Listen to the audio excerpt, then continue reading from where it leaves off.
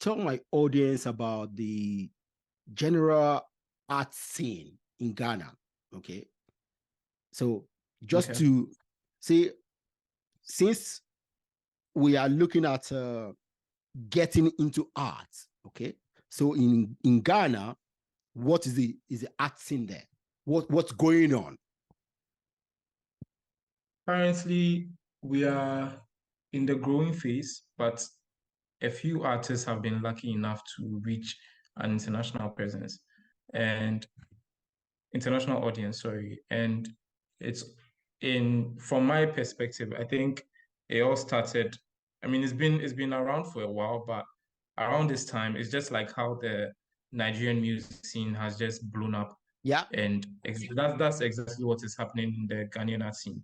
Everyone knows the Nigerian art scene is blown up. We all know how long it has taken, especially us who have lived in Africa.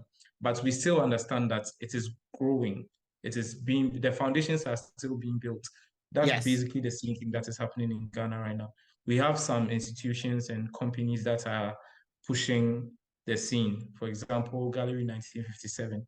When it comes to the commercial art space, I feel like they are one of the people who have actually, who sets the piece, basically. Okay. We have Ada Gallery, we have Nobuki Foundation, there's so many other, and Dot Ateliers, which is like new, but they've done a lot since they started. And then there's Artemartis. And we've all done a good job in nurturing artists, developing the art scene, working on branding, drawing people to come to Ghana. Because I'm not going to lie to you, the number of visitors we have every month surprises me all the time. Wow, especially for the art scene. Yeah, it's really nice. You know, we have people coming from the US, from Europe, some from Asia, and most of them are working or own companies that have been in existence for over 20 years, 30 years, even 100 years. And it's really nice to see, you know, and the art scene is really growing. Artists have the chance to prove to almost everyone who claims art can make a man or make a woman.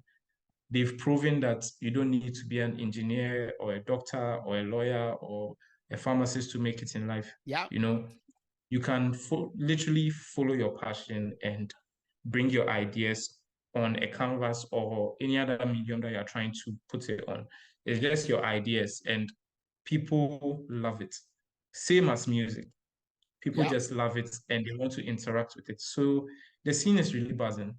You know, just last week I was invited to this cultural week that Gallery 1957 organized, and it was really amazing. I met a lot of wonderful people from around the world, and to be very honest, my engineering job wasn't giving me that at all. You know, with engineering, of course, you meet foreigners and stuff, but it's more of just work.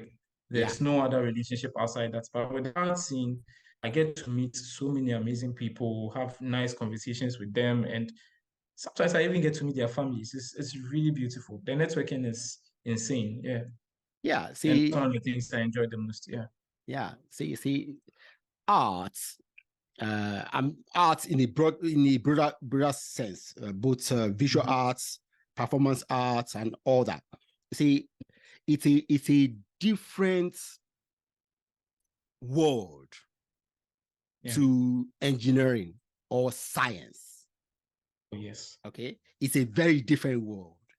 See, the guys or ladies in that industry are more relaxed. Their communication, their group are grooving. Yeah. So yeah, I'll tell you something about that even. Yeah. Okay. But I'm listening. So what I see is that arts, performance, and visual arts with tourism will be a big deal if, or let me say once people like you continue growing it and attracting people from all over the world to come to Ghana, come to Nigeria, come to South Africa, come to Egypt. You know, in fact, Egypt is a major tourist country. Okay, so maybe we in the west of Africa and others in the east and middle and south need to do much more to build our tourism industry. Because see, I believe that Africa, when it comes to tourism, arts, and all that, has a lot of things to offer, you know, and it will earn us a lot of foreign exchange, you know. So you are going to tell me something interesting. Yes. So you know how you mentioned the difference between engineering and the art scene. Yes. So when I was in my engineering job, I used to work for a lot of hours. We were working on a project. I haven't signed an NDA, so I can talk about it. It's a government project. We're building a power plant that used LPG. Okay. And instead of the only power sources we have, like the main power sources we have, are all hydroelectric dams. Yeah. And they decided to do these ones through steam generator turbines, and it was really amazing. But the demand that the job had me working for sometimes 12 hours a day, sometimes 14 hours a day, from Monday to Sunday.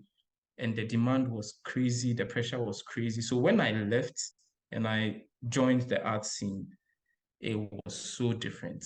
And sometimes I'll be sitting in my house and I'll be thinking, oh my God, I'm wasting my life. How am I not doing anything?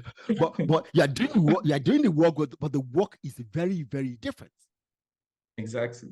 So it took me some time, about a year, to adjust.